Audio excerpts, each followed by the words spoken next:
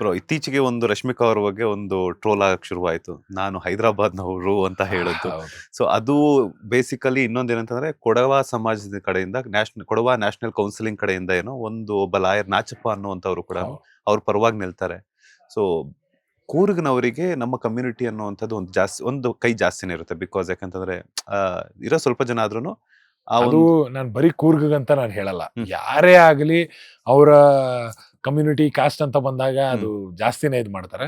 Personal ಆಗಿ ನನಗೇನ್ ಅನ್ಸೋದಂದ್ರೆ ಬರೀ ಕಾಸ್ಟ್ ಅಂಡ್ ಕಮ್ಯುನಿಟಿ ಮಾತ್ರ ನೋಡ್ಕೊಂಡು ಹೋಗ್ಬಾರ್ದು. ಹ್ಮ್. ಒಬ್ಬ ಒಳ್ಳೆ ಮನುಷ್ಯ ಇನ್ನೊಂದ್ ಕಡೆ ಇದ್ದಾಗ ಅವ್ರಿಗೂ ಕೂಡ ನಾವು ಸಪೋರ್ಟ್ ಮಾಡ್ಲೇಬೇಕಾಗುತ್ತೆ.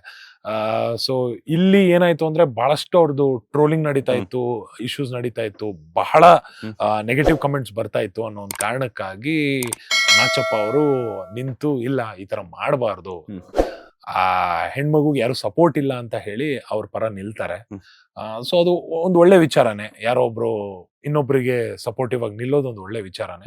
ಇನ್ಫ್ಯಾಕ್ಟ್ ಈ ಇದು ಬಂದಾಗ್ಲೂ ಕೂಡ ಸೋಷಿಯಲ್ ಮೀಡಿಯಾ ಅಂತ ಬಂದಾಗ್ಲೂ ಕೂಡ ಬಹಳಷ್ಟು ಜನ ಸಪೋರ್ಟ್ ಮಾಡ್ತಾರೆ, ಇಲ್ಲ ಅಂತ ಹೇಳಲ್ಲ. ಬಟ್ ಅದೇ ತರ ಬಹಳಷ್ಟು ಜನ ನೆಗೆಟಿವ್ ಕಮೆಂಟ್ಸ್ ಕೂಡ ಹಾಕ್ತಾರೆ. ಇವಾಗ ನಾನೇ ಈ ಸಿನಿಮಾ ಆದ್ಮೇಲೆ ಪುಷ್ಪ 2 ಆದ್ಮೇಲೆ ಸುಮ್ನೆ ನೆಗೆಟಿವ್ ಕಮೆಂಟ್ಸ್ ಹಾಕ್ತಾರೆ. ಮೇನ್ ರೀಸನ್ ಏನು ಅಂದ್ರೆ ಇವಾಗ ಯಾರೇ ಆಗಿರ್ಲಿ, ನಾನಾಗಿರ್ಲಿ ನೀವಾಗಿರ್ಲಿ, ಒಂದು ಪಾಸಿಟಿವ್ ಕಮೆಂಟ್ಸ್ ಒಂದಷ್ಟು ನೋಡಿದಾಗ ಒಂದ್ ಸಂತೋಷ ಪಡ್ತೀವಿ, ಸ್ಕ್ರೋಲ್ ಮಾಡ್ಕೊಂಡು ಹೋಗ್ತಾ ಇರ್ತೀವಿ.